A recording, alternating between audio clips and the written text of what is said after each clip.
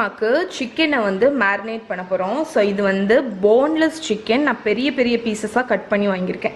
அதுக்கப்புறம் இதில் வந்து நம்ம எல்லாத்தையும் ஆட் பண்ணி மிக்ஸ் பண்ணிடலாம். ஃபஸ்ட்டு வந்து கார்லிக் சாஸ், நம்ம இந்த ஷவர்மா கூட தருவாங்க தெரியுமா, அந்த கார்லிக் சாஸ் நம்ம பண்ணோம்ல, அதை ஆட் பண்ணிடலாம்.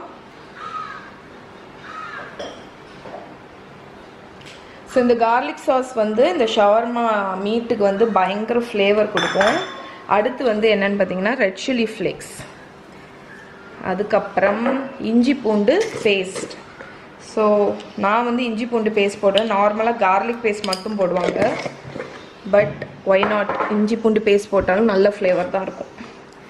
அடுத்து உப்பு, கார்லிக் சாஸ்லேயும் உப்பு இருக்கும், அதனால் அதுக்கு தக்கன பார்த்து போடுங்க. கொஞ்சோண்டு லெமன் ஜூஸ்,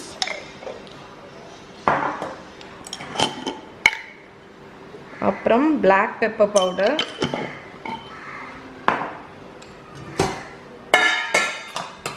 அடுத்து ஜீரக பொடி, அப்புறம் சில்லி பவுடர். ஸோ யூஸ்வலாக நீங்கள் ஆரிகானோ ஏதாவது வேணுன்னா கூட போட்டுக்கலாம், பட் மெயின் ஃப்ளேவர் வந்து ஜீரக பொடியும் சில்லி பவுடரும். ஸோ இப்போ இதை வந்து நல்லா மிக்ஸ் பண்ணிடலாம். என்னடா ஓகே. ஸோ இங்கே பாருங்கள், நம்மளோட சிக்கனை வந்து நான் மிக்ஸ் பண்ணிட்டேன் நல்லா. ஸோ இதை வந்து நீங்கள் ஓவர் நைட் மேரினேட் பண்ணிங்கன்னா பெஸ்ட்டு. இல்லைன்னா அட்லீஸ்ட் ஒரு 3-4 hours ஆகுது நல்லா மேரினேட் ஆகட்டும்.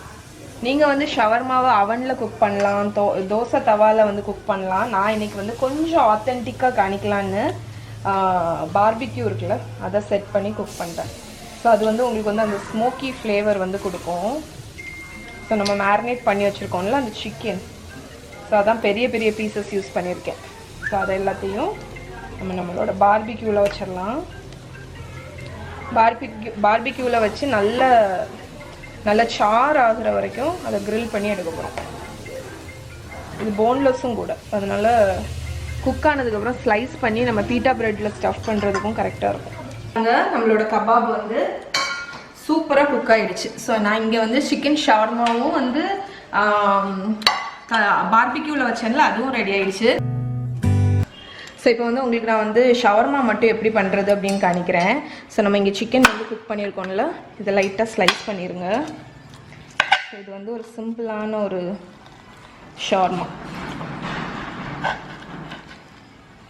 ஸோ சிக்கன் வந்து அவ்வளோ ஜூஸியாக இருக்குது, சூப்பராக குக் ஆகிருக்கு.